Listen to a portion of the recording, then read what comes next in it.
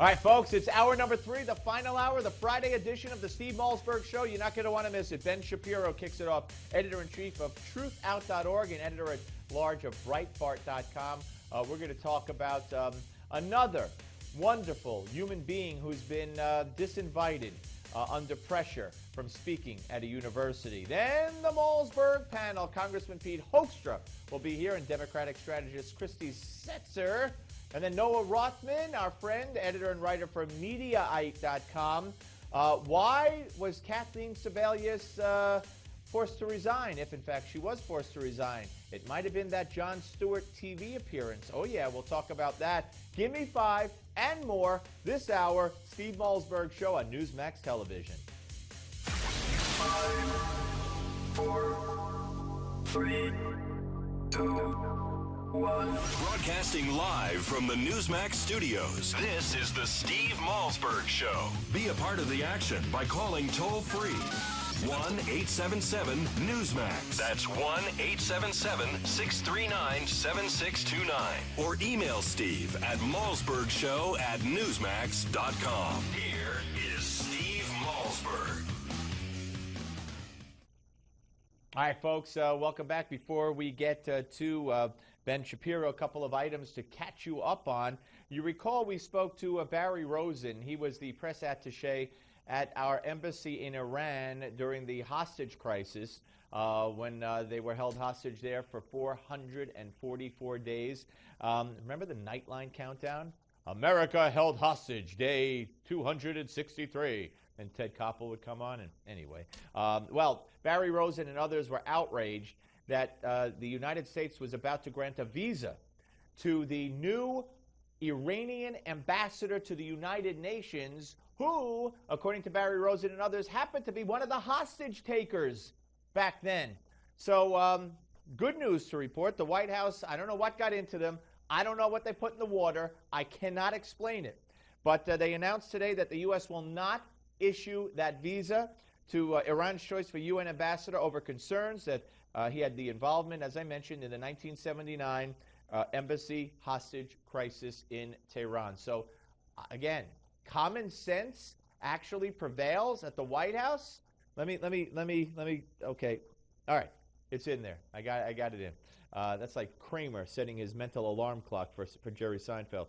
Okay, giddy up. It's set. Anyway, so it's good news, but I never thought I'd be able to bring you that good news. Also, this, you see, here's a case where being a woman and being a CEO, I think is working to the advantage of the CEO of General Motors.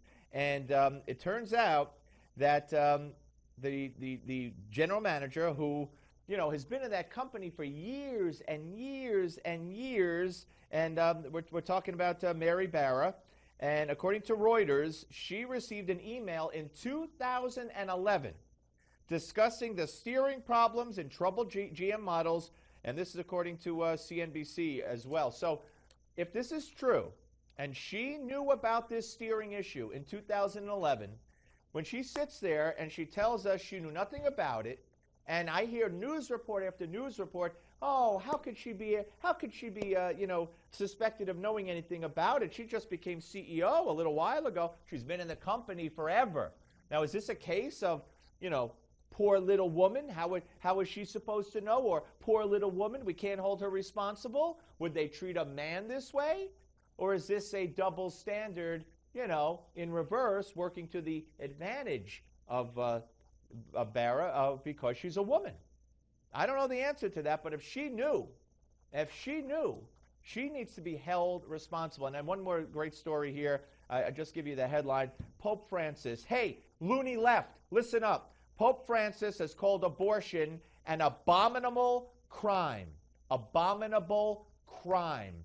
Okay? The strongest remarks he's made to date on abortion.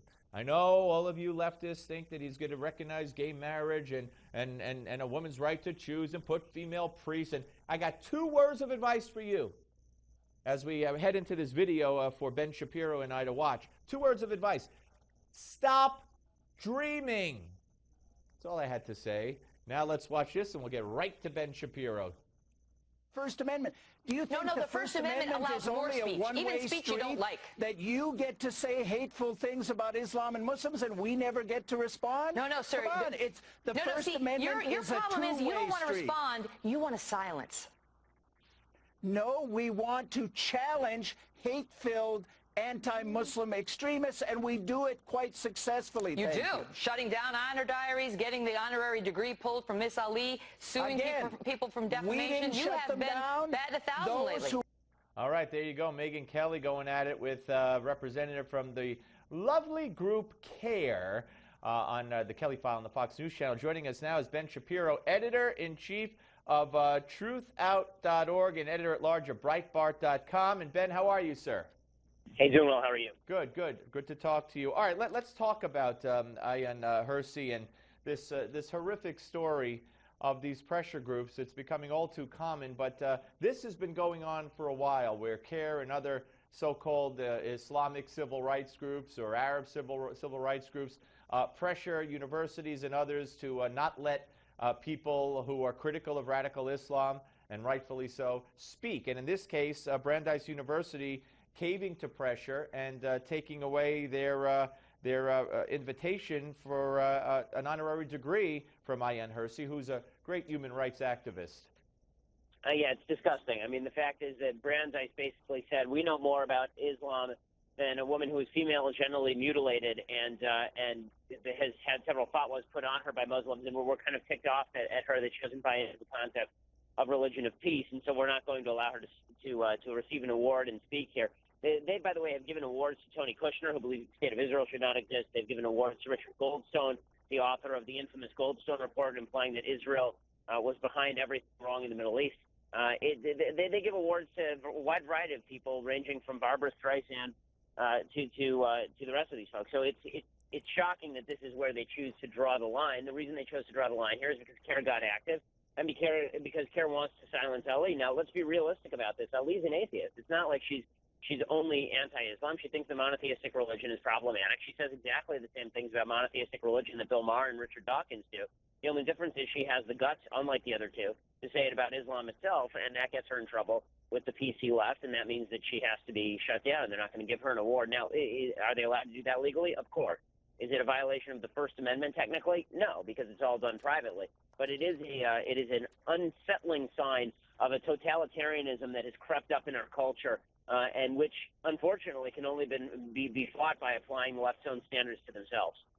Absolutely. And you know, here's a woman who, as you mentioned, is a victim herself of female genital mutilation, raised a Muslim. She fled an arranged marriage in Africa. She immigrated to the Netherlands. She's a fellow with the Future Diplomacy Project at the Belfer Center for Science and International Affairs and the JFK School of Government at Harvard, a visiting scholar at the American Enterprise Institute. She was a member of the Dutch Parliament, founder of AHA Foundation. She wrote the screenplay for the film Submission about women abused under Islamic customs. And she's not worthy of that invitation, according to Brandeis, because CARE, and you bring up a great point. You know, the sane people of this country, the rest of us, I don't think will ever be organized enough to take on these pressure groups, whether they're the gay activists or the radical Islamist supporters like CARE or whoever they are, because that's what they do for a living. If the truth were told and the rest of us could rally and show our support and give our opinion to Brandeis or Mozilla or whatever, they would change their tune. But that's not happening. Well, right. I mean, there are significantly more of us than there are of them. The problem is that for two reasons, we haven't been able to leverage that. One is that we're just not as organized. As you mentioned, we all have jobs, families, and things to do, whereas the left, this is a business to them, and this is how they make their money. And second of all, we have an ideological aversion to using boycott tactics and pressure tactics in order to achieve our ends. Well, we're going to have to get over that aversion if we want to create what I've termed mutually assured destruction. Because the reality of the situation is that the left is going to use those tactics regardless of whether we do. And so the only way to get them to stop using those tactics is to realize that they are so politically unpalatable, even for the left, that everybody just stops using them altogether. And the only way to do that is really to hold them accountable. So we have petitions up at truthrevolt.org, which is our website, about Ayaan Hirsi Ali. We have been flooding the Brandeis administration with calls. We have a 30,000-person activist list that you can join by visiting the website, truthrevolt.org. And we have done the same thing with regard to Mozilla. I mean, when Mozilla threw out Brendan Eich because he had the temerity to give $1,000 to the Prop 8 cause in California back in 2008, we responded. We were the first website to do this. We responded by banning all traffic from Mozilla Firefox and forcing people to if they wanted to visit our website, they would have to use a different browser and they would have to uninstall Mozilla. We had almost 7,000 people sign within just a couple of days a petition to Mozilla suggesting that they would all stop using Mozilla Firefox, and we helped drive Mozilla's single 2 worst days of usership in their history. This is the only way to fight back against the left, is to use their own tactics against them, because those tactics are so supremely effective. I couldn't agree more, and bravo to you and for doing that, and bravo to truthout.org, because the left has been doing this. We've seen political candidates, we've seen politicians, if they're Republican, they say one thing that can be misinterpreted, whether it's macaca or that stupid rape comment, and they drive these people out. Bob Packwood, I'm not sticking up for Packwood, but he touched me 20 years ago on the shoulder in an elevator. He had to resign, and of course they all stuck up for Bill Clinton. So they've been practicing these tactics, not necessarily the same people, but the left, for years and years, for decades. And now, you're right, it is a totalitarian tactic, and it's un-American, if Harry Reid wants to talk about un-American instead of the Koch brothers. And we all are feeling this threat. And now, something else we need to talk about, and that's Condoleezza Rice. Not only did she feel a similar pressure where Rutgers University, they were up in arms after she was announced as the commencement address speaker at Rutgers, but now she's been appointed to the board of the company called Dropbox, and that's an internet cloud that many of us are familiar with. And there is a frenzy on the left to punish Dropbox in order, I guess, to get her dumped. That's exactly right, because this is what the left does. They're not interested in having open debate. They're not interested in discussing the issues. They're not interested in discussing evidence. They're interested in castigating us as evil and then silencing us. It's true across the board. It's why CBS just picked Stephen Colbert to be the new late-night guy over at CBS.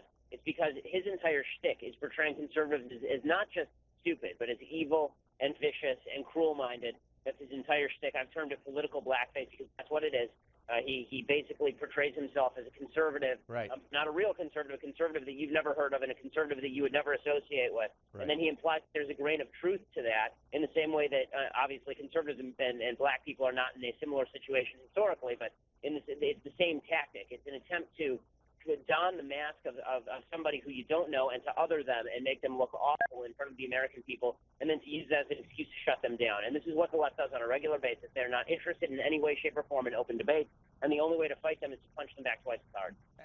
And look at who we're talking about in this segment for the most part. Ayaan Hirsi, we gave you her credentials, a black woman. And Condoleezza Rice, arguably the most successful black woman in the history of the United States, at least politically speaking, and they don't care, because you're absolutely right. If they don't think like blacks or women are supposed to, quote unquote, think like, then they don't count in the liberal world. In fact, they're just like white men. That's what one of the Now executives said about Sarah Palin in 2008. She might as well be a white male. And of course, there's nothing worse than a white male. They don't care about these people. Black women, blacks, Hispanic men, Hispanic women. They don't care.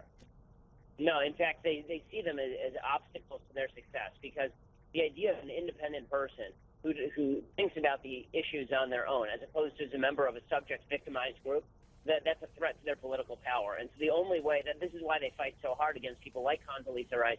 It's why they fight so hard against Sarah Palin. It's why they fight so hard against, I'm an Orthodox Jew, they fight hard against conservative Jews. It's the same sort of deal. The minute you step outside of your classification as a victimized group and you can no longer be used as a tool by the left, you become their enemy, and you must be silenced at all costs. All right. Hey, Ben, good to talk to you, sir. And by the way, Colbert is basically Letterman with the F word thrown in, so I don't know how they're going to handle that. But thank you very much.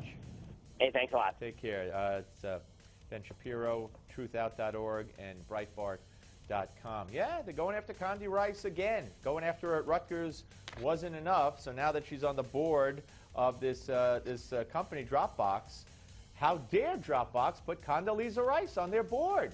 She's a war criminal. She's a murderer. We can't deal with that. Crazy. Panels next. Steve Malzberg Show, Newsmax TV.